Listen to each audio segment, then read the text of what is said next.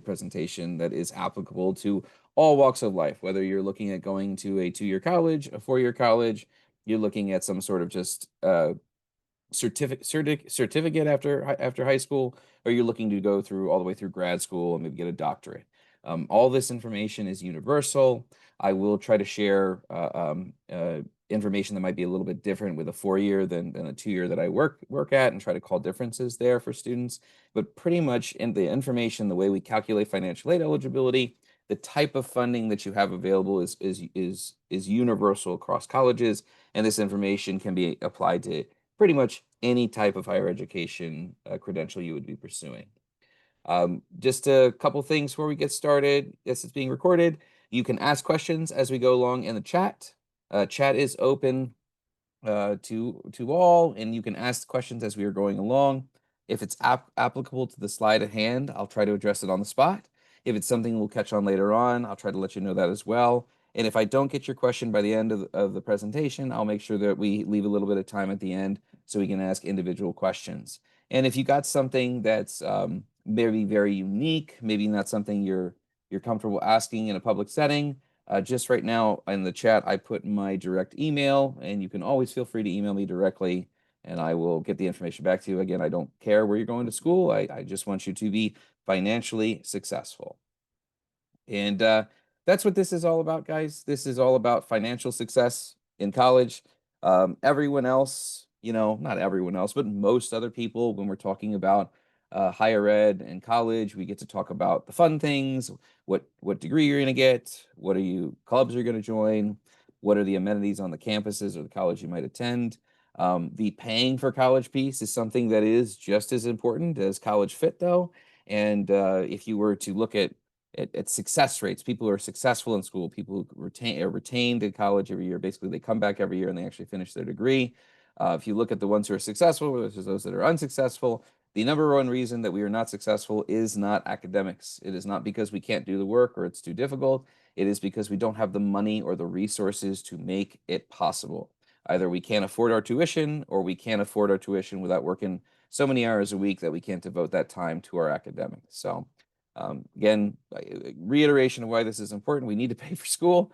It is thousands upon thousands of dollars. Even if you're attending somewhere like a community college, it is still thousands upon thousands of dollars. It is the largest investment you will make outside of buying a home, both financially and time-wise. And it is just something that we don't have to be surprised about. You don't have to be surprised at how much college is going to cost. You don't have to be surprised at the last minute with a bill that you didn't realize was coming, because pretty much everything that you need to know about how much you're going to qualify for, how much college is going to cost you, can be found out today. Whether you are a senior, whether you're an underclassman, you can find out today how much your 4-year college might cost, out of state, in state, public, private. You can find all that information out now, so it is not something that prevents you, or I would say it can't, maybe it's not something that prevents you, but it's not a surprise and something that throws a wrench in your plans because you didn't realize that there was going to be a certain level of cost at the college that you planned on attending.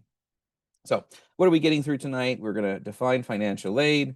We are going to talk about how financial aid awards are calculated at all of our different institutions. We're going to talk about the types of funding that you can receive, the free money, right? What everyone thinks of when they think of financial aid, but it's also the money that might be borrowed or that you might have to pay back in some capacity, which is still considered financial aid. We'll talk about who is eligible and how we apply. Application is actually coming up very soon here on October 1st. So this is a very topical timing of this presentation. And then we're going to talk about some of the changes and impacts of FAFSA simplification, which happened a couple of years ago. Maybe we'll have some time to talk about some of those changes that happened with the One Big Beautiful Bill as well. All right. So again, just making sure we're all on the same playing field. When we talk about financial aid, we are talking about assistance, basically assistance to cover college costs that is not coming directly out of the student's pocket or out of parents' pockets. It is generally not just going to be the money that you get from the financial aid application, but colleges will also consider financial aid to be scholarships that you've won, money that you've received from a third party, like veterans, a veterans GI Bill or a gifted GI Bill, money received from an embassy or from a school entity that's assisting you to pay for school, money that was received from a tuition assistance from an employer, All of those sources are technically considered financial aid by the college. And the goal of the financial aid office, the goal of the college, is to basically bridge the gap between the cost of the school, which they label as cost of attendance, and what the family can pay. It's a calculation that we received from the financial aid application called the Student Aid Index. And we're going to get into a little more detail on these in just a minute. But the idea of financial aid is it's all of these different resources. It's not just the money that you get from applying through the FAFSA. It's all the sources that you're using to build up to the entire cost of college. We determine your eligibility for traditional financial aid through something called the FAFSA, the free application for federal student aid.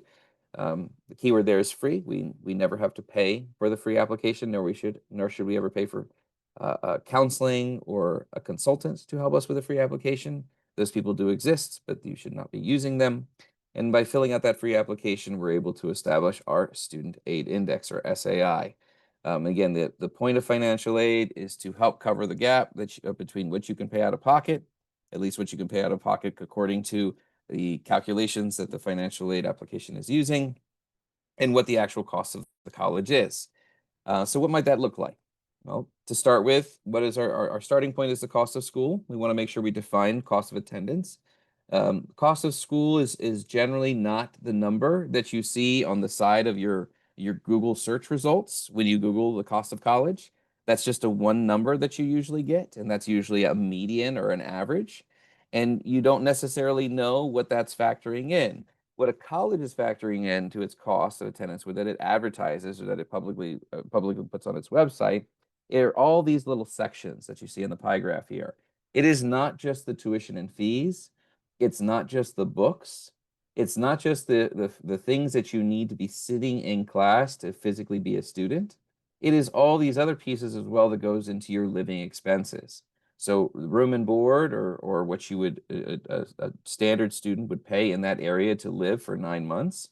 Travel expenses, colleges that that are in different parts of the country with high out-of-state populations will have higher travel expenses because they expect more people to be commuting from long distances. But also people who might be going to commuter schools are going to see the colleges are going to factor in the cost of commuting, and it might have higher costs overall than a school that has most of its students living on campus. You've got personal costs included as well, like living expenses, hygiene, healthcare. These costs are all factored into a student's cost of attendance. And so when you see an advertised cost of attendance, a lot of times it's all of this, right? It's not just what you need to be sitting in class, it's what you need to be living living on campus or living off campus, but going to school full time and not being able to contribute as much of your time to working and paying those other bills.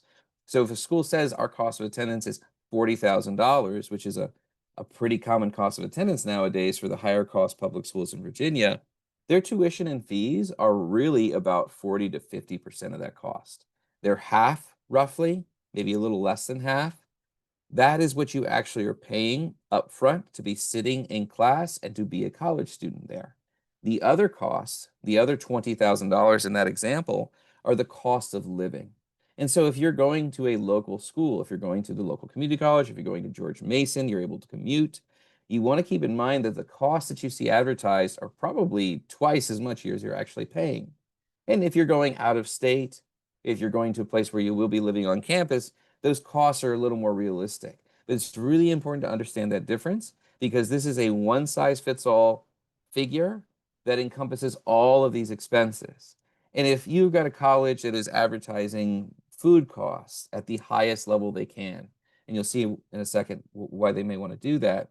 And you're the kind of person who's going to cook on your own, or you can cook for yourself, and you can save money that way.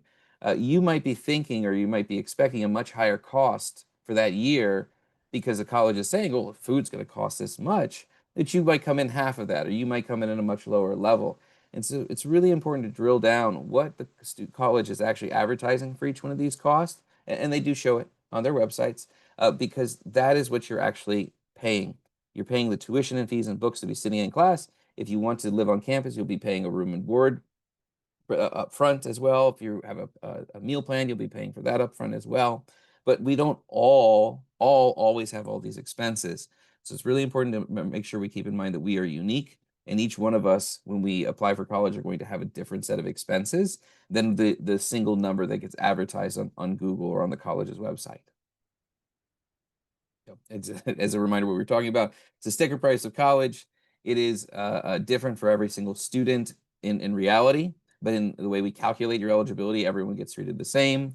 If you see things like living expenses, that's what we're talking about, room and board now. We have changed some of the nomenclature that we use for our cost of attendance over the last few years.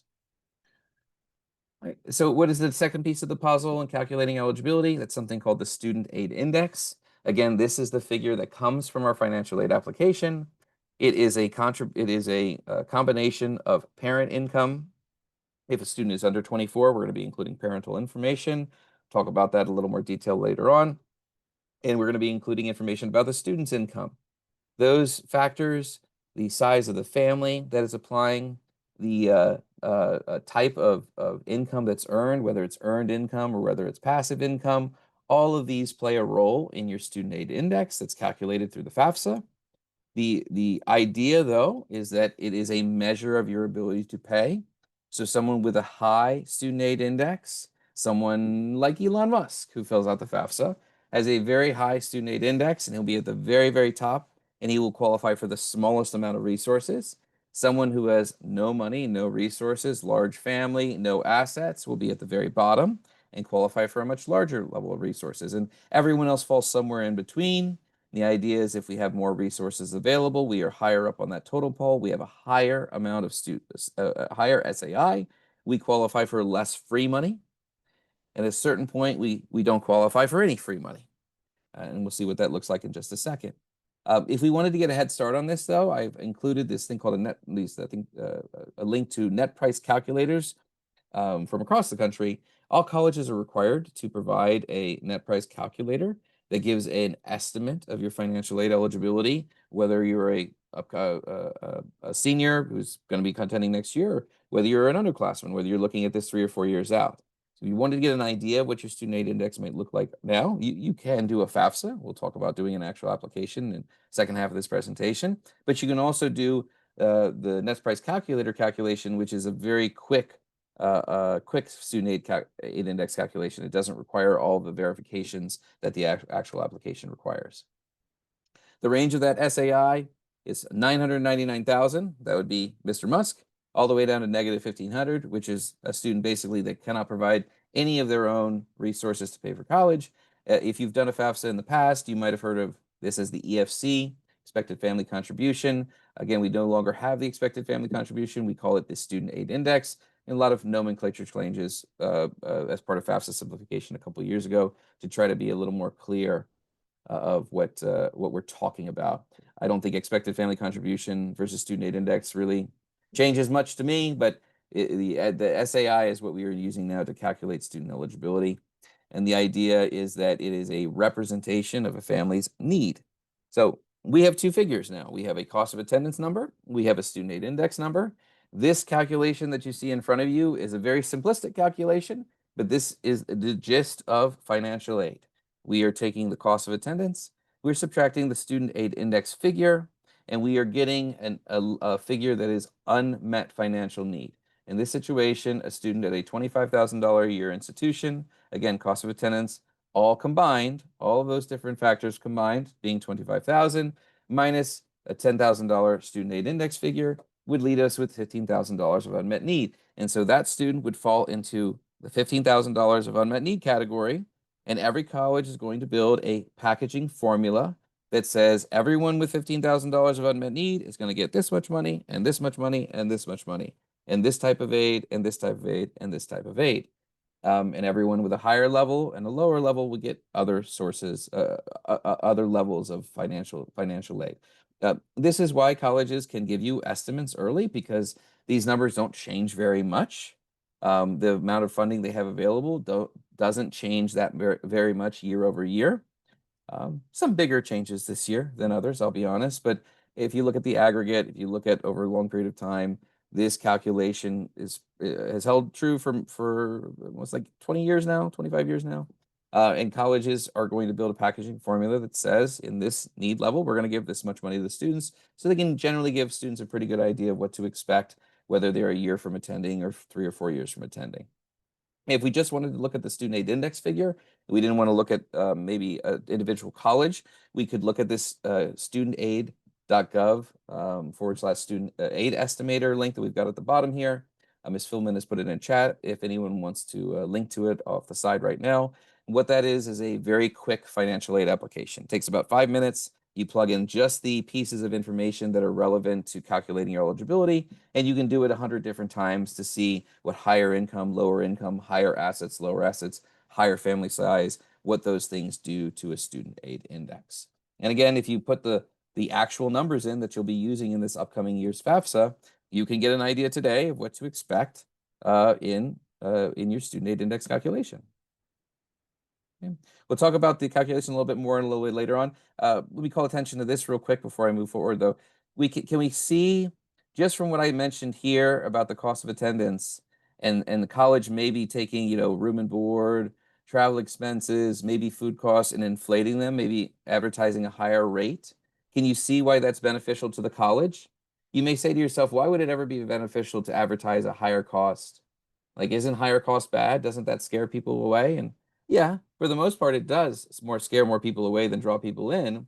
But the reality is, if the college has a higher advertised cost, there are more students that it could potentially offer funding to. So if this student had a $25,000 student aid index, they wouldn't have any unmet need, and that college could not provide that student any type of funding that was a need-based award. There is much more need-based financial aid out there than non-need-based financial aid. And when we say need-based, we're just basically saying you've unmet need according to this calculation. So in a situation where there's $0 of unmet need, there's not a lot of wiggle room that the college has to give the student anything. And they always want to give you something, guys. They want to give you a little taste. Remember, colleges are a business. Businesses all operate the same way. They need to have a certain amount of students paying a certain amount of money to keep the lights on. And if you're willing to pay a higher amount than someone else, they're very happy to have you pay that higher amount. But they know that incentives are important, and if they're trying to convince you to come to school, if they can give you a little bit of money and a little bit of anything, it gives you that feeling that you're getting something, you're getting a deal, you're getting some sort of discount on your cost. But if the student has no unmet need, they can't do it. So if they advertise the highest cost they can, if they inflate the cost of living, the cost of food, transportation, room and board, to what someone who is really not caring about their budget would be paying, well, then they have a higher gap of cost of attendance and student aid index, and there's more opportunities for them to offer funding to the student. Again, I don't want to say it's a bad thing because it means more people get more money, but it may distort the actual cost of attendance to someone who is really just researching this and trying to figure out whether or not they can actually afford it. So I would always just keep in mind cost of attendance doesn't mean that dollar figure is what you're paying for the year.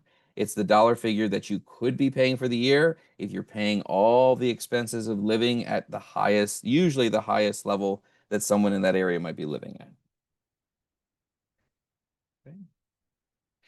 Okay. Now, to qualify for financial aid, to be able to fill out that FAFSA, be able to get a student aid index calculation that can then lead to you getting some federal financial aid or possibly school financial aid, we generally have to meet some eligibility criteria that we've got on our screen here. We must be a U.S. citizen or eligible non-citizen. Eligible non-citizens fall into 3 categories: permanent residents, approved asylees or refugees, and also approved humanitarian parolees. These are the only statuses, legal immigration statuses, that allow you to apply for financial aid if you're not a U.S. citizen. If you are pending an asylee, if you're waiting on asylum to be approved, if you're waiting for one of these statuses to be approved and you're not in already an eligible status, you would have to wait until that's approved to be able to fill out that financial aid application. Back this up. You can fill out the financial aid application, but you won't receive any funding. College will not be able to award you if you're not in one of these statuses. Must have a valid social, which is not really, we should almost all have a valid social if we are one of the eligible statuses, but we want to make sure we're typing it in correctly. So really just a place for me to remind everyone, if you're filling out any applications, make sure you are using very correct, using correct demographic information. If you transpose a number, transpose a date of birth, you use a nickname rather than your legal name.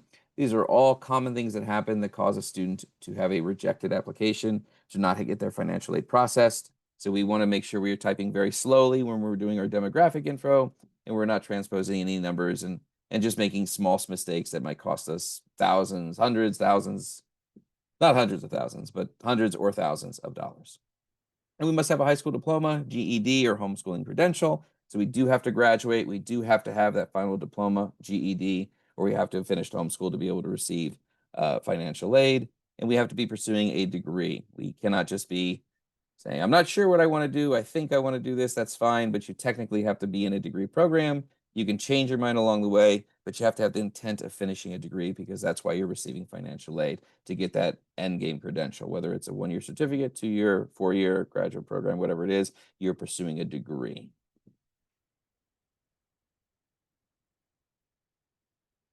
All right. Now, the types of funding that we can receive, grants are when people think of financial aid, when you are watching a sitcom and financial aid happens to be a part of that sitcom, part of the plot line in some way, they're almost always thinking of the grants of financial aid. Grants are free resources that do not need to be paid back. These are the resources that, as long as you graduate, they have been given to you. They are a gift. And these are almost always need-based if they are from the federal government or from the state government. There are a number of situations where you can have merit-based scholarships from the institution or college itself that you're attending. Now, the most common grant that you probably have heard of, or you may have heard of, is the federal Pell Grant. That is the federal government's main grant program. They give out anywhere from 20 to $40 billion a year, depending on the year. It is a very large program. It is the largest one the federal government operates.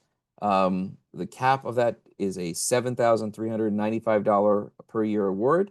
That's split in half per semester, so it's about $3,700 a semester. If you did that SAI calculation that we've linked in chat today, you will find out your SAI, and you will be told your federal Pell Grant amount, your federal Pell Grant level. Federal Pell Grant is a set in stone calculation. When I was talking about packaging formulas for colleges, the government has a packaging formula for Pell Grant. You must have an SAI below a certain number to qualify for the Pell Grant funds. To get a maximum award, you need to be 0 or negative. We go to negative 1,500, it can be 0 to negative 1,500, but you are told your federal Pell Grant eligibility when you fill out the FAFSA. Whether you fill out a financial aid application, whether you fill out this estimator, it's a very simple formula, so they know how much you're going to qualify for, and they're going to tell you this is the Pell Grant you're going to get, and it probably is not going to change at the college that you're attending. Government also offers a couple other programs, such as the FSEOG program, also the Teach Grant. These are two that could go away in the future. Just current administration is not a fan, has tried to pull those out a couple different times. It may happen in the next couple of years, it may not, but know that most colleges are going to automatically offer these funds to you based on information that they already have about you. You generally don't have to apply separately for them. Almost all federal grants, you're automatically apply for by filling out the FAFSA. There's no separate form that you need. We also could get money from the state. In the state of Virginia, whatever state that we are living in, the state is going to give grants out to colleges to offer as part of their packaging formulas. The way that Virginia does things is really in a block grant kind of way, where each college gets a block of money, and then we determine based on the number of students that we have at each need level how much we're going to give out, and where maybe a cutoff point would be.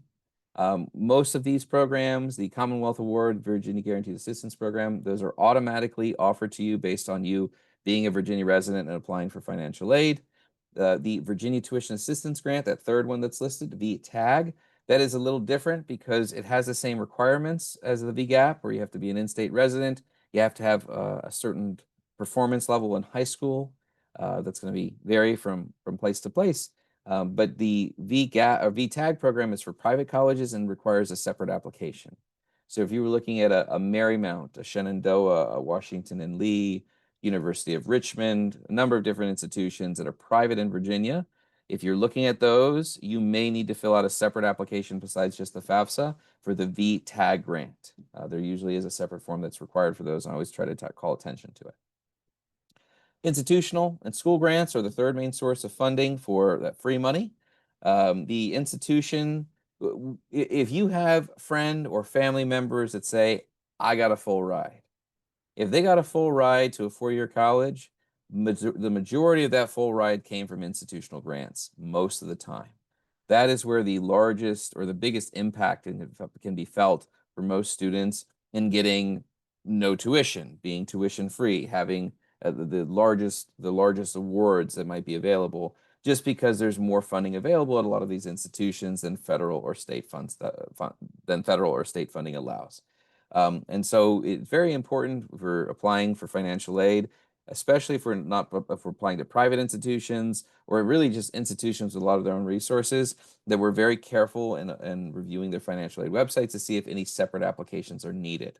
A lot of institutions will require a separate application for their own funding just because they have a little more control over that funding and they want to make sure that it's going to people who truly have the need.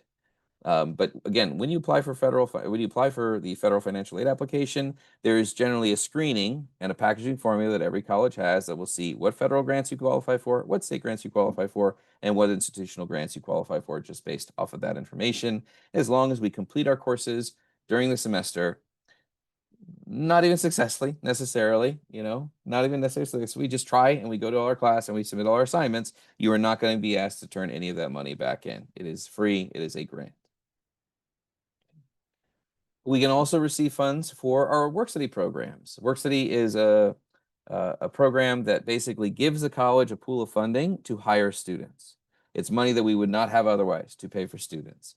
And so every institution that participates in the work study program, there will be student positions on campus, sometimes off campus as well, that students can apply for and be paid through the financial aid application. You generally are paid just like any other worker on a biweekly basis. You get a paycheck. The money does not go into a separate account, but it's a paycheck. And the idea is that you're getting money to offset some of those indirect costs, those non-tuition expenses that you have throughout the year. And hopefully you're getting some experience as well in an office, usually office environment. It's a great place to find work that isn't directly related to food service or retail that so many of our college students would usually be working in. If you want to learn some soft skills, some soft office skills, some of those things that you may not usually get into, you have some internships or you're working outside of after your degree. Work study is a great place to get that experience early. It's a job on campus. It's convenient. Generally pays fairly well. My institution, we pay $16 an hour. You're not allowed to work more than 15 hours a week most of the year. Summers you can work 20. Most of the year, most of the year you're working 15. And so you're not going to be pressured by your job to come in and miss study time or miss school time, because the whole point is to make sure you're successful in school and be as convenient as possible. It is very competitive usually though, because of all those benefits. And so if it sounds like something you may want to participate in, where you want to work on campus, have the ease of going to class and then walking down the hallway to your job, not being pressured to work so many hours a week, you want to start early. And so you want to visit the college's websites, their work study web pages, and you want to find out how they process work study awards. Is it a competitive process? Is it first come, first serve? Is there going to be a timeline where you have to submit an application by? These are all things that you would want to be doing as early as possible once you've identified the schools that you may be attending. Third main resource we can receive are student loans. A necessary part of many students' educational costs or financing or paying for educational costs is borrowing money. Around 60%, 60% of all college graduates have some form of loan debt. So it's important to talk about loans, because we can't just hope that they won't exist or hope we won't need them. Definitely a majority of students are using loans that graduate, and I do not expect that to change anytime in the near future. So it is important to understand, will I need to borrow money? How much will I need to borrow to be able to go to this college that I've decided that I want to go to? What will that look like when I graduate? How much will I pay back? Does that make financial sense? It's a conversation we need to have, and we want to make sure we're having as early as possible. You do not want to be sitting in a situation applying to that college of your dreams, knowing that it's going to cost a certain amount of money and there's no way that you're going to have enough loans to borrow to be able to pay for it, or it just doesn't make financial sense to borrow that much money for the degree that you're getting. It needs to make sense, guys. For borrowing money, the calculation needs to make sense. It needs to make sense as an investment. So we'll cover that in just a minute here, but in general, loans are borrowed funds, need to be paid back, generally do not need to be paid back until we graduate. The point of most student loans is that they don't burden you while you're in college. They certainly burden you when you're outside of college, but not while you're in college. You can generally prepay most loans without a penalty. The most of the loans that we talk about when we talk about financial aid are the federal direct student loans. Federal direct student loans are what we get from filling out the FAFSA. They're what Elon Musk gets if he fills out a FAFSA. We're not going to offer him any grant money, but we will offer him a student loan. He will be given a fixed rate student loan that doesn't require an interest check. If he's attending college, he's going to get it, and everyone else is going to as well. There are two types of federal direct loans. We have a subsidized version and an unsubsidized version. The subsidized version is need-based, which means you have to have unmet need as part of that calculation we looked at earlier. If you do, you can receive a subsidized loan that does not have interest while you're in college. So you see a 6% interest rate listed here, 6.39. That interest rate does not accrue in your name while you're in college. The government pays it on your behalf. So if you borrow $1,000 year one, $64 of interest is accruing every year. You have $1,000 borrowed for year one, year two, year three, year four. That interest is all paid on your behalf, and you can pay $1,000 back before you graduate, and it was an interest-free loan. Once you've graduated or once you've stopped attending, though, interest does accrue, and it is accruing in your name, and you would be paying it from that point forward. The unsubsidized version of our direct loans, they're what you would expect, has interest right away. Everything else about them is the same, but it has interest right away. So you're paying that $64 on every $1,000 from the moment you borrow it. While you do not have to make payments on the principal, we always encourage students to pay down the interest that's accrued. Try to pay it down every 6 months to a year. It's a good way to stay on top of it so it doesn't get to the point where it starts feeling like a principal payment as well. There is a cap on how much we can borrow per year. Freshmen can receive $5,500 in direct loans. Sophomores can receive $6,500. Juniors and seniors can receive $7,500. If you just do some quick math, you can see that that is not going to pay for all of college. You know, if you have no other resources, no other grants eligible, you haven't received any scholarships, any other funding, you just have the $5,500 that we're offering you, it's not going to be enough to pay for most institutions. But it is a chunk. You know, it does pay for a large chunk of a lot of these institutions. So we're going to be thinking about this as something we're adding to other resources that we're going to have available. These are loans that are only in the student's name. They are not, even if the parent is providing information on the FAFSA, even if the parent is claiming them on their taxes, the parent has no responsibility for the student loans from the direct loans that we're talking about here. $5,500, $6,500, $7,500, it's all in the student's name. Students who are on this call, you want to hear that? Your parents can promise to pay back your loan, but they are not legally obligated to. Okay? They are not legally obligated to pay back your direct loans. Parents know that. Keep that in mind too. If we're looking at private loans where there are co-signers, yes, you can be liable. But these ones we're talking about are only in the student's name. There's no credit check. There's no income check.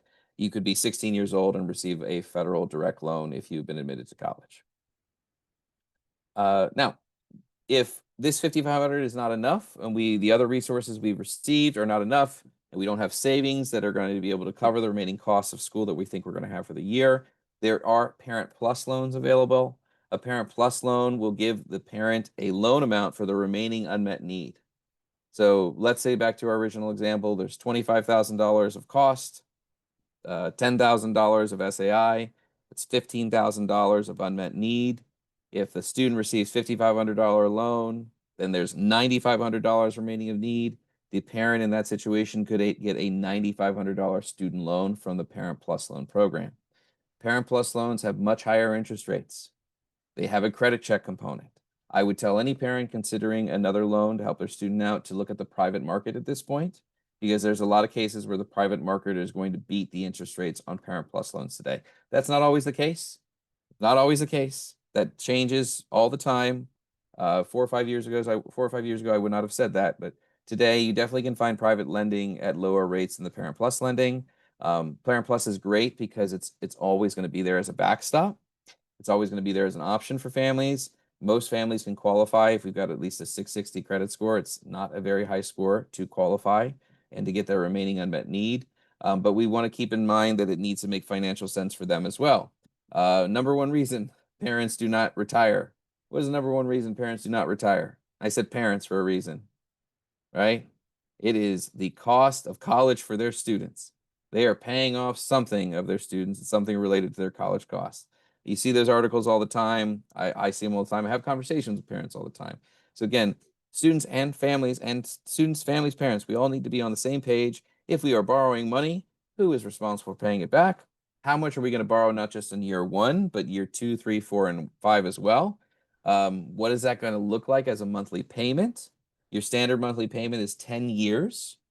So you can do some quick math on that, or you can use the loan simulator that we've got linked down here. These are all things that I know are not stuff we probably really want to spend time on, but they are the difference maker in college success, in financial success in college. When you graduate, you want to be looking back and say that was worth the investment. I'm happy I did that. If you're paying back student loans on a monthly basis, and that student loan payment is the reason that you can't afford a home, you can't afford to get your own car, you can't afford to move out of your parents' home, you will not feel as good about the investment that you made. Right? You might still like it, you might still have great memories, but you just won't feel as good about it.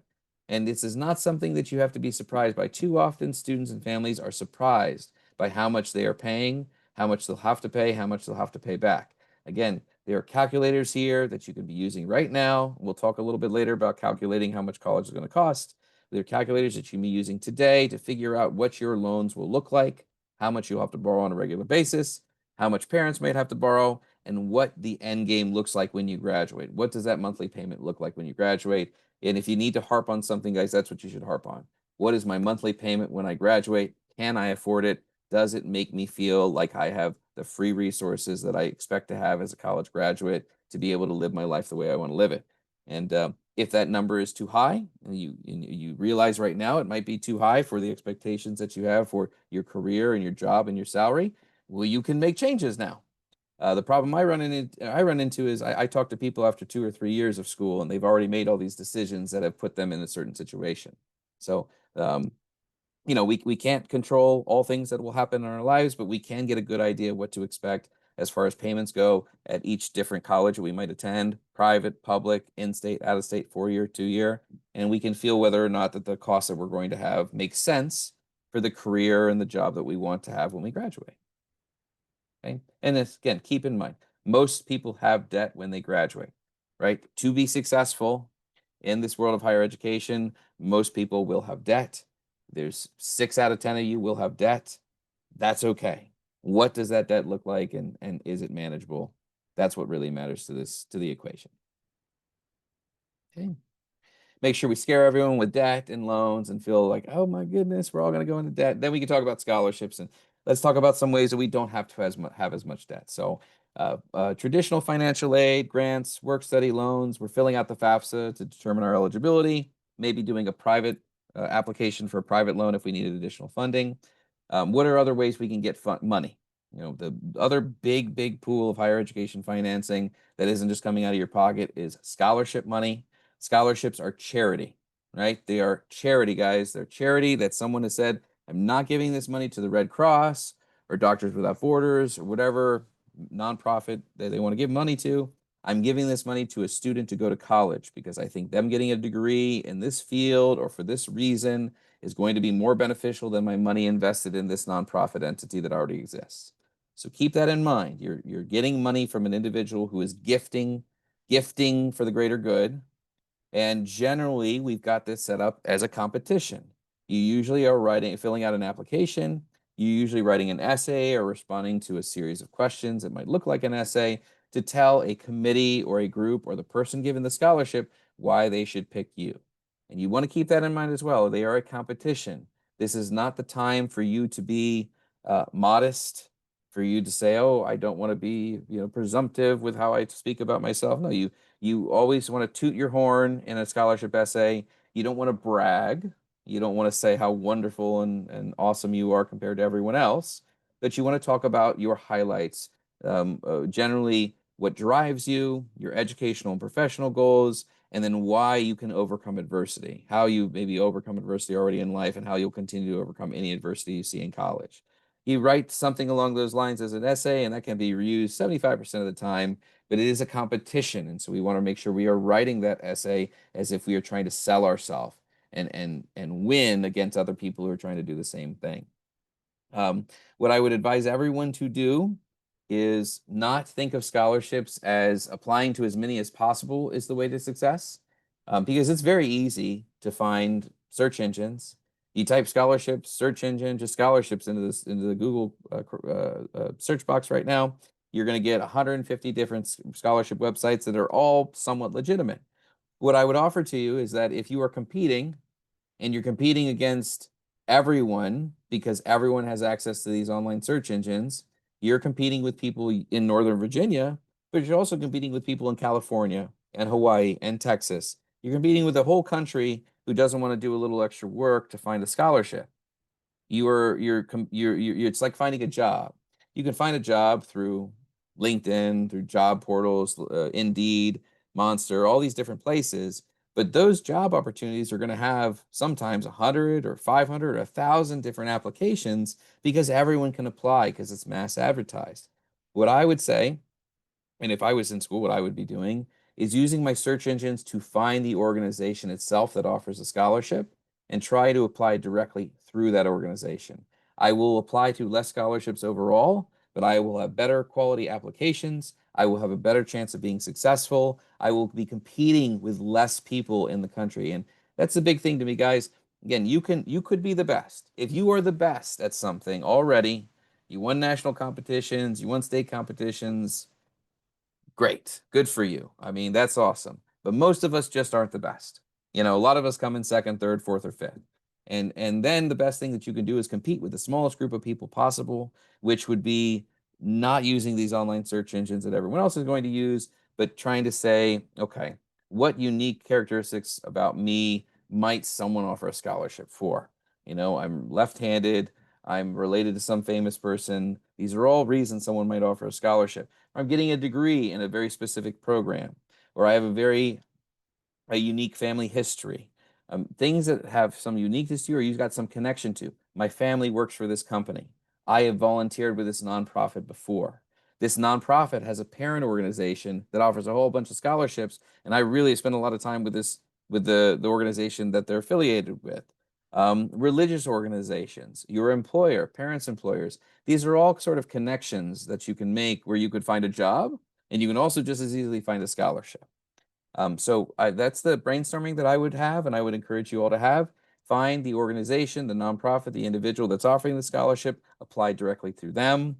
Keep a spreadsheet available. Like most scholarship applications are going to be somewhere in the January, February through May, June timeline. That's generally the timeline that you're going to see most opportunities are available.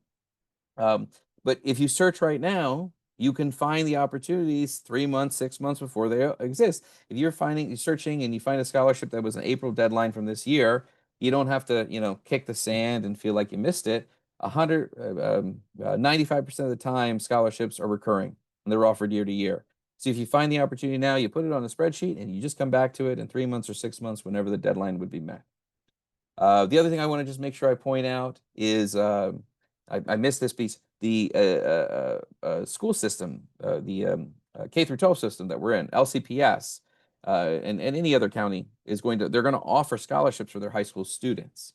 And through your school links link, you can actually find a listing under the Learning Hub where you can find scholarships that are offered by LCPS. I don't know if the major group is available right now. Cynthia, that usually comes out in December, January. Is that right? The timing, I'm not exactly sure about that, but definitely if student and I put this in the chat, students, if you from the left navigation when you're in school links, if you click on college and then you click on scholarship matching, that will open up a really great free search feature for you to help you find scholarships that you would be eligible for that you could apply to. Yep. always use things that you're connected to. So your K through 12 system, the college that you're attending will have scholarships. Again, religious organizations, nonprofits that you work with, volunteer with, any place that you've got a connection to, explore those first for opportunities because they're going to be their best chance of success. And then go down from there and expand your opportunities to larger groups that have larger application pools. I would, besides using an Excel spreadsheet to track scholarships that I might apply for in the future, I probably use a calendar. Make sure that my calendar has got deadlines on it, especially, if I find the perfect scholarship, but it's 3 months out, I don't want to forget to apply to it. So whether it's a paper calendar, whether it's a calendar that you put on your phone with some specific app, use some sort of calendar to make sure that you're staying up to date with those deadlines. If you need recommendation letters, sorry about that.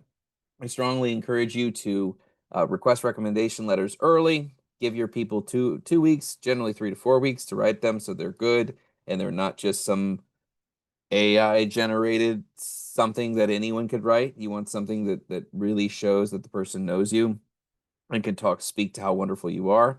If you win a scholarship, send thank you letters. Be effusive with your praise. Go to the dinner they ask you to go to. Don't skip anything.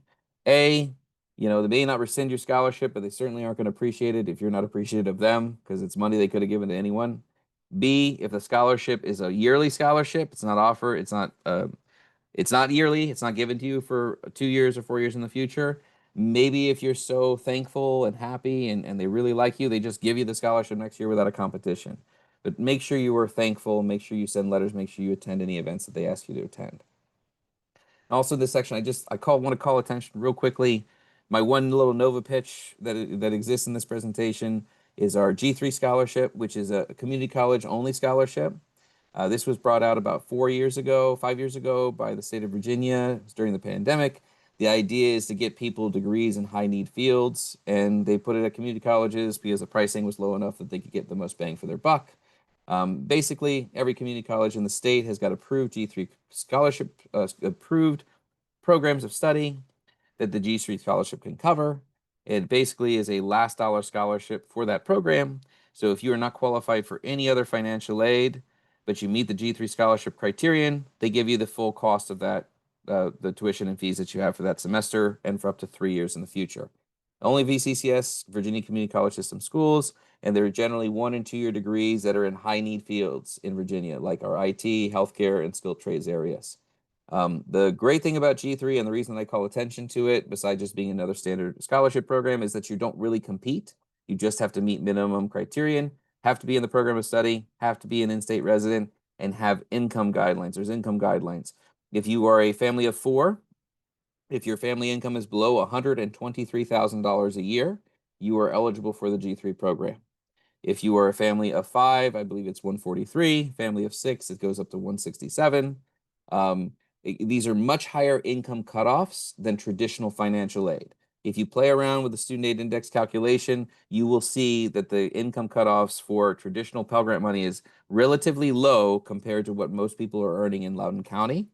The G3 scholarship has a much higher income threshold, and there's a lot more funding available through it as a result. But again, it's very unique, and it's just for those individual programs at community colleges that are 1 and 2 years leading to hopefully employment right away. They're not intended for the 4 year transfer programs necessarily. I want to make sure I hit on the VASA application. So what we've been talking about for most of our presentation has been traditional federal financial aid and the FAFSA. But there is also something called the VASA application that Virginia came out with about 6 years ago. I believe it was 2019, which is intended to allow students who qualify for in-state tuition but do not meet the citizenship requirements to qualify for a FAFSA to be able to apply for some form of financial aid. And so that might be a student who is pending asylee or someone who may be qualified for DACA while it was still available. That person may be eligible for in-state tuition, but they can't fill out a financial aid application. This VASA allows them to apply for state financial aid funds. And so those students who apply, they can get access to that Commonwealth grant or that G3 scholarship we just talked about. It is one of the only ways that that those students would be eligible to apply for other financial aid. Again, this is not all students. If you are qualified to fill out a FAFSA, you just fill out the FAFSA and you'll be considered for all that funding simply from the FAFSA. But if you are not able to fill out a FAFSA, but you can get in-state tuition in Virginia, you should be looking at filling out this VASA application to help you in some capacity. Commonwealth grant funding is always going to be smaller than traditional federal grant or institutional grant funding, but it is something that wasn't available up until about 5 years ago. And at certain colleges, definitely at Nova and definitely at some of our more affordable 4 years, the Commonwealth grant can have a pretty big impact on your bottom line as far as how much you're paying. Now, if you fill out that VASA application and you still need additional resources, or maybe you're not eligible for the VASA, but you're still trying to be successful in college, there are a couple other ideas down there. There's the MALDEF Association's 2025-2026 Scholarship Resource Guide. This resource guide is about 30 pages long, and it only contains scholarships that do not require proof of citizenship. You'll see that there are a lot of California specific scholarships, but there are a number of open-ended scholarships as well that are available to people across the country. In Virginia, we have something called the DREAM Scholarship, and the DREAM Scholarship is based out of Arlington. And because of where it's based, we generally have a lot of students that receive that funding at our institution on a regular basis, and that is linked in this MALDEF resource guide as well. The other thing I'd like to call attention to here is if we do not have any other way of paying for school, if we do not have qualified to apply for financial aid, or we apply for financial aid and we just are not eligible for a lot of money, we just have loan eligibility and we need additional resources. Something to definitely consider today that hasn't always been the case is tuition assistance from an employer. It used to be prior to the pandemic that most tuition assistance programs that I had experience with were for full-time workers who a lot of times already had degrees just by the nature of their job and being able to work 40 hours a week. But since the pandemic, a lot of that has changed. I would say over 50% of major companies have tuition assistance programs now for part-time workers. People working 20 hours a week can find tuition assistance programs now. In a lot of cases, these are paying thousands of dollars every year, every semester, sometimes more than even financial aid can provide because the program is that generous. So we're in a situation where we need additional assistance, additional resources. Looking at an employment somewhere that has a tuition assistance program is a viable option now that really wasn't always the case pre-pandemic. And so you should certainly leverage that if you're thinking of working while you're in school. Find employment somewhere not just that pays you well, not just is fitting what you'd like to do, but has a tuition assistance program as a benefit for part-time workers. That's a great resource and opportunity. Okay. We're going to get into the actual application now. I'm not going to spend as much time on this as our previous sections, just because there will be some FAFSA workshops we'll be hosting across the county in the near future. I will actually try to post those in chat, or I'll make sure that Ms. Philman has them so they can be posted as well. And you can always reach out to me directly if you have any needs or assistance in completing the FAFSA. So reminder, we fill out the FAFSA. We fill out the FAFSA every year, and the FAFSA is free. It's completed online at studentaid.gov. It's a federal website that we're always using. It's not .com. It's not anything but .gov. Studentaid.com used to direct you to a pay for site, which was always pretty crazy to me. They changed that a couple years ago, but as of now, you redirect you to studentaid.gov. But if you're just searching, we always want to use that address because there are people out there that consult and will charge you a fee to fill out the free application, which just doesn't make a lot of sense to me. You can always come to the college you're attending, or you can always work with me if you need any assistance filling out the application. We fill out a FAFSA every year because every year our income can change and every year our eligibility can change. We fill out the FAFSA every year after October 1st. So October 1st, the next year's FAFSA becomes available. When I say next year's FAFSA, that is 26-27. That would be if you're entering school for fall 2026. This is the application that we use. We go by academic years, which is why we have this 26-27 thing, and next year will be 27-28. It's generally fall is the starting point, spring is your midpoint, summer is your final semester in that academic year for most institutions. There are filing deadlines. I always get the question, when's the filing deadline? For me, it's a little bit different because we have people applying throughout the year and even a week before classes starting on a regular basis. For a lot of four-year institutions, they're going to have filing deadlines that are very early. Some colleges will have January deadlines, February deadlines, March deadlines. March is usually the latest you're going to see for most 4 years. If you are doing early admission, early decision, they may have earlier deadlines for you, like something in November or December. So you want to make sure you're checking with your college's financial aid financial aid office, their website that's on their page, what their priority FAFSA filing deadline is, because the federal aid will never change. Your federal SAI or your federal Pell Grant and your federal loans will never change. It's a set in stone calculation, but your state aid and your school aid is almost always limited. It's usually almost always first come, first served. And if you don't meet the deadlines that they set for you, that is the easiest way they have of taking you out of the running for that money, because they will always have more students that qualify for funds than they have money to give out. We fill out this FAFSA online every year. If it's the first time completing the application, we are going to make an account. When you make an account, you're tying your social security number, your name, your date of birth to a username and password that you will use for the entire time you're in college. Parents will likely need accounts as well. Sometimes just one parent, many times both parents will need accounts depending on the living situation. We make an account to be used to log into our application and to be used as an official signature, an e-signature on our application. So we want to make sure we write that information down. I work in the field. I've been working here for 16 years, and I still don't know what my password is for my FAFSA. I got to look it up every year. So write it down. You will not remember it. Don't tell yourself you will remember it. I promise you, you will not. Write it down. Otherwise, you're going to be asking me what your password is, and I'm going to do the whole I don't know. I don't read minds. So it's the most common question I get is what is my password when we're helping students out. Just make sure we're writing it down when we're creating our account for the first time. Parents, if you have an account from a previous student, you've had a student that's been in school already, or you were in school yourself, anytime in the last 10 years, you will use the account that you already created to be able to complete that FAFSA. And I got a question in chat. Can we start a FAFSA now without submitting it? So great question. There's a little insider information. Certain individuals are selected to do the FAFSA now. They get an email. They have gotten an email already saying you can do a FAFSA for this year. And they are basically doing beta testing for the Department of Education. So if you have one of those emails saying you can complete your FAFSA now, go for it. You can do it before the first, technically. But otherwise, the first is when it opens up for everyone. And that's when you would complete the application. You could certainly do estimates now using the student aid estimator. And if you really wanted to get in deep, you could do the 25-26 application now, because the calculations are all the exact same as they are for 26-27. And that application will come back in about a week and give you a pretty good idea of what your eligibility would look like. So when I say changes, these are changes from what would have been 2 years ago. And just like to highlight these because some of us, do have a lot of experience with a financial aid application, or maybe saw it years ago and we're coming back to it. So some things that have changed: there's no more paper forms. We have to do e-signatures, guys. That means you have to be able to create a studentaid.gov account.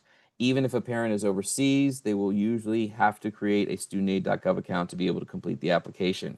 You either do the entire application electronically through the studentaid.gov website, or you have to print an entire FAFSA and hand fill out the entire thing. And we have to have hand signatures on that paper FAFSA, and we have to mail it in. And there are so many different possibilities for things to go wrong. We do not want to use a paper application if we don't have to. And the only reason we'd have to use a paper application if we are unable to create a studentaid.gov account and have both parents and students be able to create that account and be able to attach our information to the financial aid application. Parents do not need a social security number. It used to be required for the application, the account creation. It is no longer required. And you might see contributors. You've been asked to contribute to your student's application. You are a contributor for this application. Contributor just means parent or student now. It means someone who's adding information to the FAFSA itself. One of the biggest problems that we had in the past was hand typing in tax information. It was always the part that gave most students and families, anxiety, is looking at taxes, making sure we got the numbers right. There was a lot of sections that needed to be reviewed. Now everyone is required to give consent to have the IRS bring in their tax information into the FAFSA. 96-97% of the time it's working.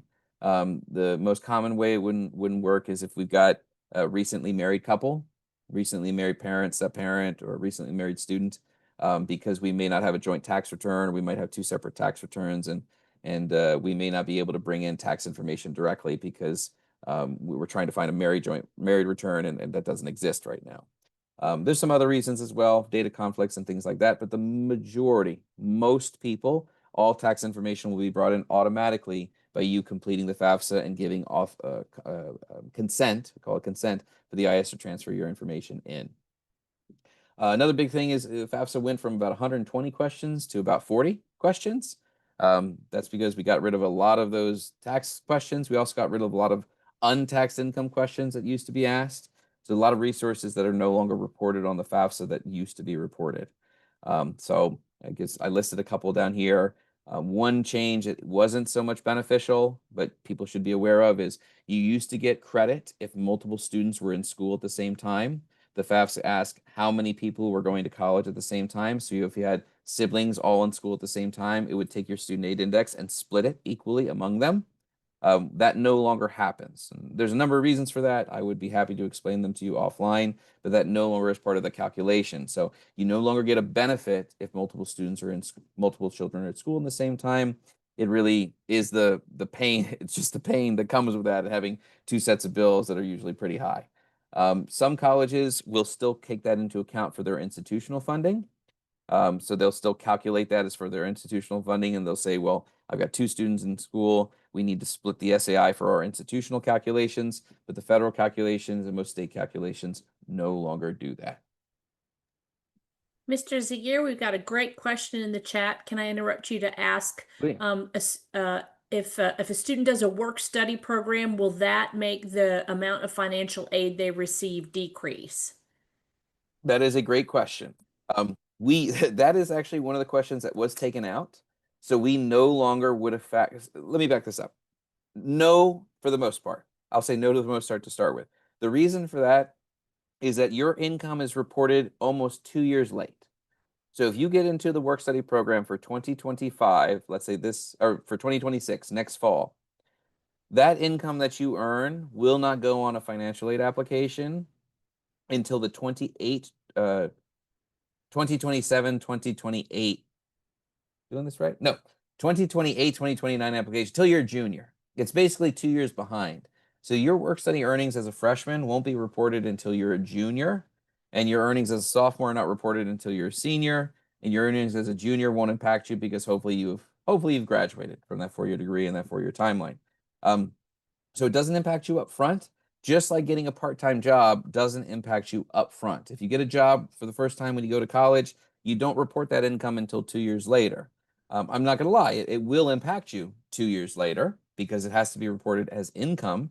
And if you didn't have income on your original FAFSA, now you have higher income, and that could have an impact. You can definitely use the student aid index calculator to figure out what that might be, but it wouldn't impact you right away. And so I would never tell someone not to work initially, especially up front, because you're going to lose financial aid, especially in your first couple years.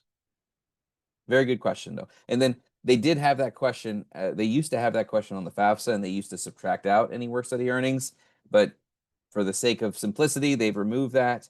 I believe it's probably something a college would factor in if you ask them to, as far as a recalculation request, to say, please don't consider this income because it was a work study award and it was supposed to be financial aid funding.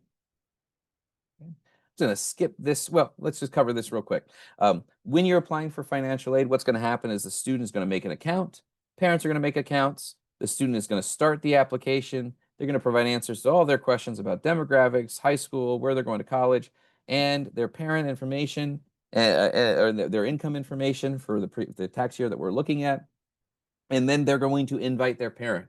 And when they invite their parent, they're going to be saying, this is my parent's information. This is my parent's contact information. And that parent will get an email that prompts them to create an account, if they haven't created one already, to be able to contribute to their application, basically finish the student's application by answering the parent's questions. A FAFSA is not complete until the parents have completed their part of the FAFSA if the student is a dependent.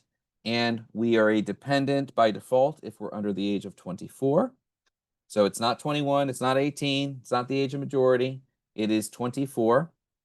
And that is At its heart, that is because the federal government is asking parents to be responsible. That's why, guys. The parents expected to be responsible for helping their students pay for college until they're 24. It's really important to know that because you can't you can't argue your way out of it. You can't say, well, they're self-sufficient. You can't say they file their own taxes. You can't say they live in a different place. You could be a 23-year-old TikTok millionaire with a Tesla and a paid for home and a tax return that's got 7 figures on it. If you fill out a FAFSA, you're going to be prompted to provide your parents' information. And there's no way around that unless you meet these criteria that we got listed here. If you're married, you've you're in a doctoral program or a master's program because you got a degree already, you're in the military or a veteran of the military, or if your parents, if you have children of your own that you are supporting, children of your own, dependents of your own that you're supporting and claiming on your taxes, or your parents lost parental rights to you. If your parents lost parental rights to you at some point, you also may be able to be independent. If you're not in one of these categories there, we should assume that we're using parental information every year until we're 24. So parents, keep that in mind. Your students are not, blowing smoke when they say, no, I still need your info. And students, keep that in mind. You need to call your parents on their birthday still, even if you don't live there, because you're going to need their financial aid information once a year, and you don't want that to be difficult. There is an appeal process. So you can say, hey, you know what? I'm not in one of these statuses, but I can't get in touch with my parents because they're in a war-torn country. They're incarcerated, they're mentally incapacitated. There's a reason that if I was to get in touch with them, there would be a health or safety issue for me. There are reasons you can be independent that aren't covered here, and there is an appeal process, but it is a process. It has to be appealed, and there has to be a lot of documentation to support your ability to be independent. I've linked the link that we have here that's got the appeal underlined. That is actually a link. I'll try to get it posted in the chat. But that is something that you all can take a look at if you wanted to have an idea of what appeal information is needed at most colleges. Our appeal is pretty standard, and it looks very similar to what other colleges would look like to treat a student as independent. And then just on this, I don't have it listed here, but just as a reminder to everyone, the default for students is to provide parental information if we're under 24. If parents are separated or divorced or not living together, seeking separation, we don't have to include both biological parents, right? If parents are truly divorced or separated, we're going to include one parent. And generally that's the parent who the student has received the most financial support for in the last 12 months, or the parent who has claimed the student on their tax return in the most recent year. And so that parent would go on the FAFSA. And if that parent is remarried, the step parent goes on the FAFSA as well.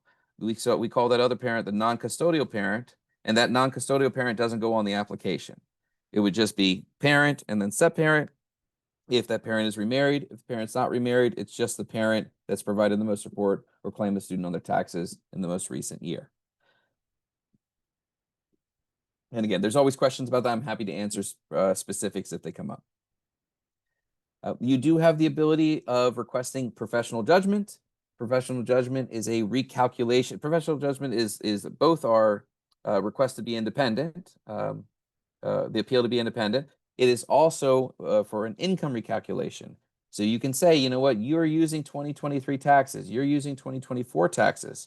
Those are much different than what I'm dealing with now. I've lost my job, I lost a second job, business has dried up for my self-employment. Things happened and I've lost resources. You can file an appeal to say, please use more recent tax information, or please use estimates from the current academic tax year because I'm in a much different situation. And if you do that and it's approved, the college can manually edit your FAFSA and potentially make you eligible for more funding. At some colleges, they'll also offer a cost of attendance appeal. If you remember from our calculation, if you have no unmet need, right? Same cost of attendance, same student aid index or higher student aid index. There's no unmet need. The college can't offer you funding. You can file an appeal at some institutions and say, you know what, you need to have my cost of attendance much higher. You need to have it much higher because I've got much higher expenses because I have childcare costs that other people generally don't have. Or I have these very unique medical expenses that are unreimbursed. I'm going to have to pay for these the entire time I'm in school. You can then have the cost of attendance adjusted higher, and that could potentially lead to you having now unmet need that the college can then offer you funding funding to fill. Hey, we're getting close to the end here, guys. I promise. These are some things that I would be researching if I was a parent and I was really trying to maximize funding and make sure I had all my ducks in a row. I'm not going to spend too much time on all these, but I would definitely spend some time researching them yourselves. So do any of my schools require a CSS profile? That when I was mentioning earlier that some institutions are going to require a separate application for their institutional aid. A lot of colleges sign up for this CSS profile, which is offered by the College Board, which is basically a financial aid application on steroids. It's 3, 4, 5 times as long, probably like 5 or 6 times as long now as the traditional FAFSA, because they ask very detailed questions because they have their own money at stake. And they want to make sure that, you know, if the non-custodial parent is actually a millionaire living in a different country, that gets factored in somewhere. They want to factor in your home. You know, the FAFSA itself does not look at home equity.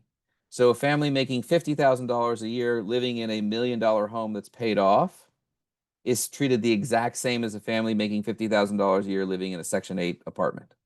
There's no difference from the FAFSA in those two families, which is definitely a hole in the calculation, but something the CSS profile is going to try to capture. Again, this is not all colleges. This is just colleges that have large amounts of their own resources. In Virginia, I believe that is UVA, William & Mary, University of Richmond, and Washington and Lee. Those are the 4 that I know of off the top of my head. There may be new ones this year, but those were the 4 that had this in place last year. And CSS profile has their own priority deadline that you need to be meeting as well. We want to make sure we're meeting both the FAFSA filing deadline and the priority deadline for the CSS profile if the college requires it. If we're going to use a college savings plan, a 529 plan, a Coverdell account, educational savings account, these are all tax advantage accounts that basically you put money in now or earlier and it grows tax free as long as the money is taken out for qualified tuition expenses or direct expenses. You want to make sure you read the fine print very carefully. You want to speak with your plan provider very carefully. How do I get this money to my college without incurring a tax event? And generally that is have the plan pay the college directly. If the plan pays the student directly, plan pays the parent directly, and then you use that money to pay the bill, you have to do a lot of justification to make that not taxable, to not have the tax penalty that comes with pulling out the money for a non-qualified expense. It's usually a lot better to have the college paid directly, and then if there's a refund that exists, it gets refunded to the student, and you can figure it out from that point. But generally, you want to be working with the college and paying them directly with your 529 plans or other educational assistance plans. You want to make sure you know whether or not you're getting a higher education tax credit. There's something called the American Opportunity Tax Credit, up to $2,500 per academic year, up to 6 years. Basically, if you pay out of pocket, that's including paying with a loan for your tuition and fees, and you don't have grants covering all the tuition and fees, you can get a $2,500 tax credit. Up to $1,500 of it can be refunded to you. $2,500 is not a small amount of money. Over 4 years, that's $10,000. That is, you know, a third of a full year of school. You want to know that that is coming to you. And more importantly, I would say you want to use that money for college costs. A lot of times we get our tax refund at the end of the year and it's like, oh, look at all this money, right? But if 2,500 of that is coming from college expenses, you know, I would say take that 2,500 and make sure you set it aside to help with college expenses because that's why it's coming to you. And you certainly are going to have, there's certainly going to be enough expenses that 2,500 can be used for. The Academic Common Market is a kind of unique program that allows students to get in-state tuition for programs of study that are not offered in their home state. So a very good example of this was a friend in college I had wanted to get a degree in surveying, land surveying. And in Virginia, there was not a land surveying degree at the time. There was a land surveying degree in Kentucky at Tennessee, at Eastern Tennessee State. And so my very good friend, through the Academic Common Market, was able to get an in-state tuition at Eastern Tennessee State because he was getting a degree in land surveying through the Academic Common Market. It basically is just a grant that covers the difference in in-state tuition and out-of-state tuition, and it's given to you if you're in that very specific program. It's very cool if you're looking at unique programs that may not be offered in Virginia. You just have to keep in mind that you're really pigeonholing yourself into a particular program because if you switch and change your mind when you're at that school, you automatically become an out-of-state student and you have much higher costs. We kind of talked about tuition discounting a little bit, but I just want to reiterate what I mean by it. That is when the college is giving you a little bit of funding, they're just giving you a little bit of money and they're saying, hey, we can give you 5,000 if you come. We can give you 10,000 if you come. If that college is already a $50,000 a year school or $75,000 a year school, and they give everyone $5,000, everyone $10,000, that's called a discount. That's not really financial aid.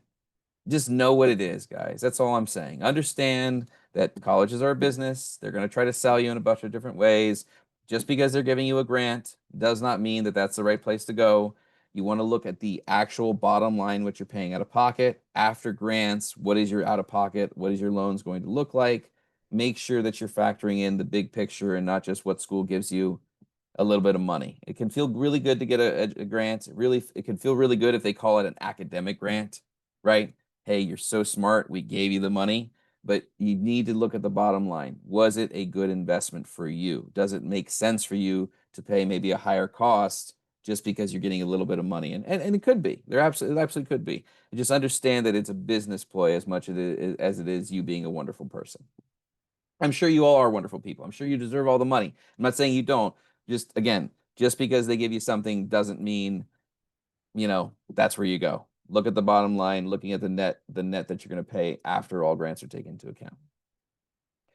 And income share agreements, these are kind of going away. These were the hot thing 5-10 years ago, where rather than borrowing debt, you're signing away a portion of future income to pay for college.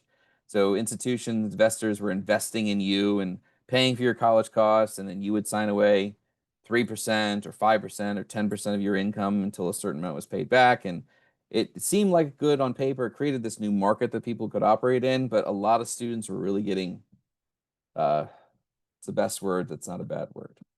They were getting that word, right? That's what was happening. They were paying far more than they would have paid if they just borrowed money.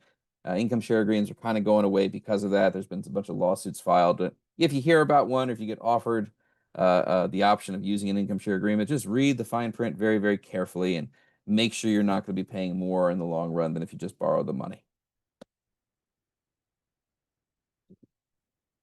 All right, these are really, it's just for me to, I like to say stuff, and this is just for me to say things. So save everything you can, guys. A lot of times, just like the question, it was a very good question earlier. Like, if I make money in work study, is it going to hurt me? That's a great question. I get the question a lot. If I save money, is it going to hurt me?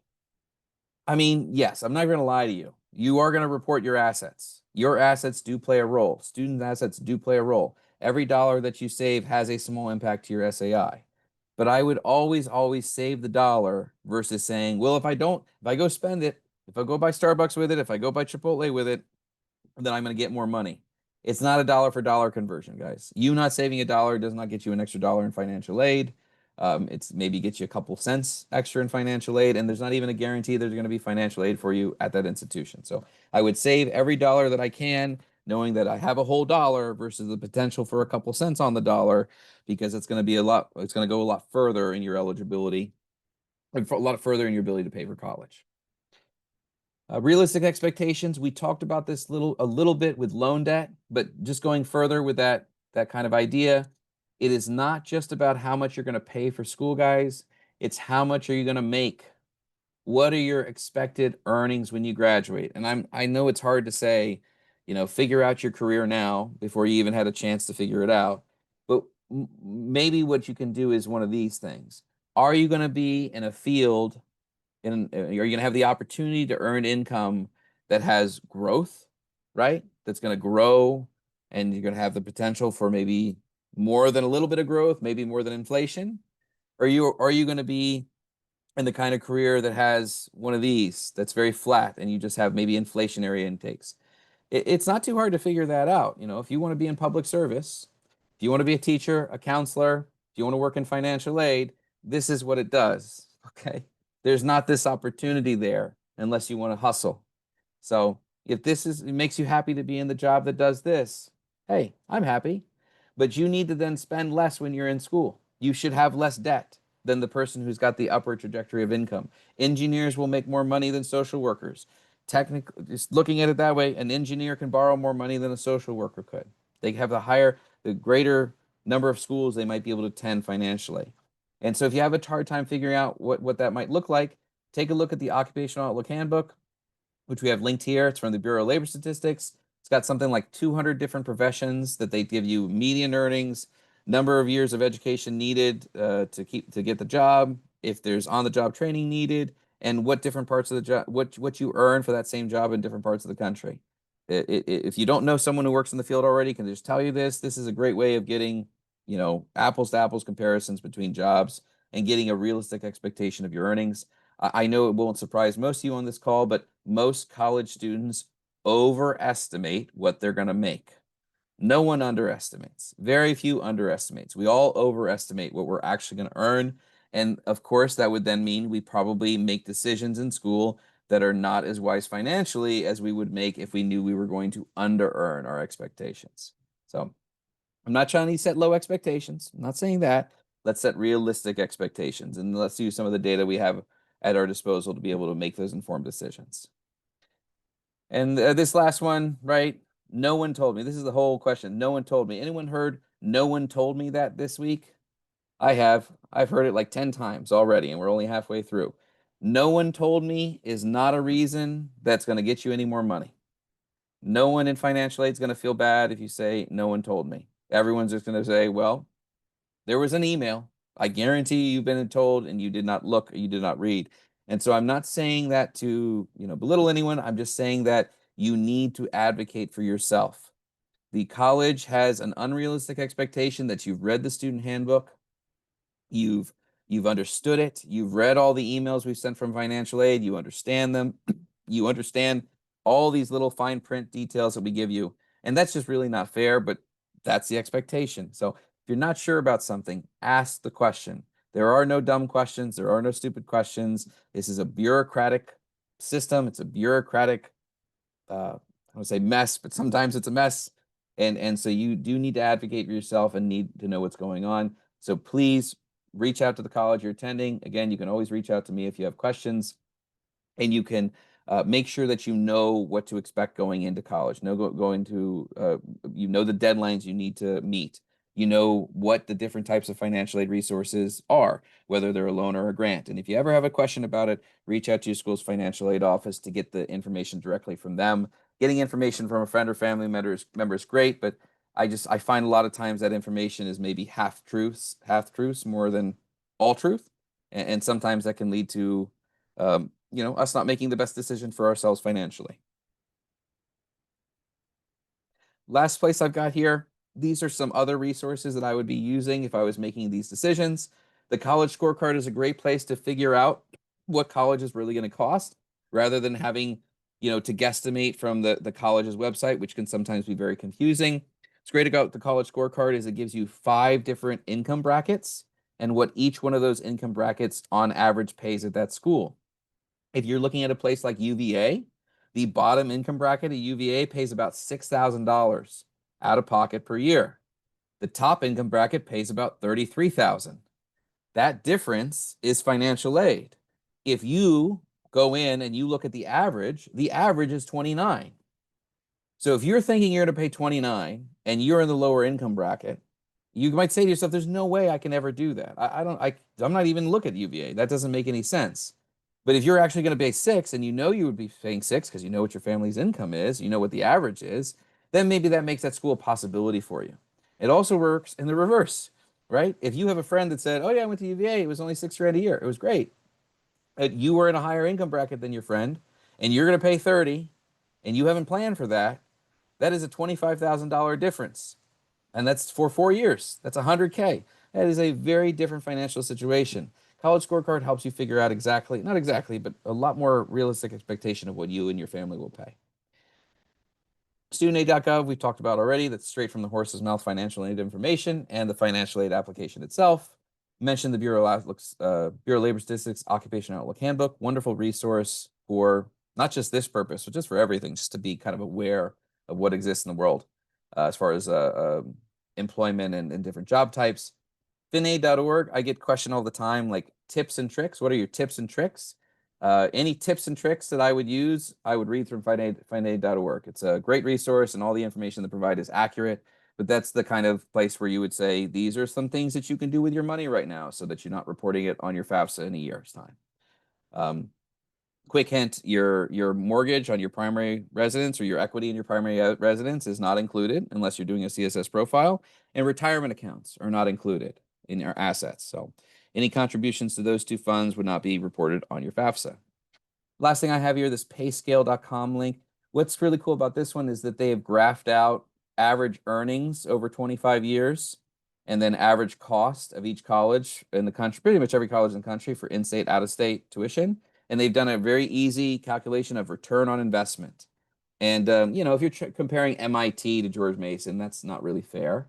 But if you're comparing Mason to James Madison to Longwood to VCU, those are all pretty much public institutions that are the same level. You will be surprised at the differences in return on investment. And there's plenty of reasons for that, but it's just another measurement that I would encourage people to use if you're planning out the college that you would be attending. Right? It's not always about academic fit. Sometimes we want to know what the return on investment really looks like for the population as a whole. Okay. I used all of our time. I apologize for that, everyone. This is my email, jzaguirre@nvcc.edu. I'm going to throw it into chat real quickly again here. As I said, I have no problem answering questions from anyone. If I don't know the answer because it's not something I work with, I will try to get you information from the web, or I'll try to direct you to someone at another institution that might be able to help you. But for the most part, I should be able to answer most questions related to financial aid for any institutions that are out there. And I'm just want you all, again, to be financially successful. Again, remember, I have got one of these jobs where my salary does this. So I am reliant on Social Security being there whenever I retire. And so I need all of you to get high-paying jobs so that you pay taxes and I can have Social Security money. All right? It's a win-win for everyone.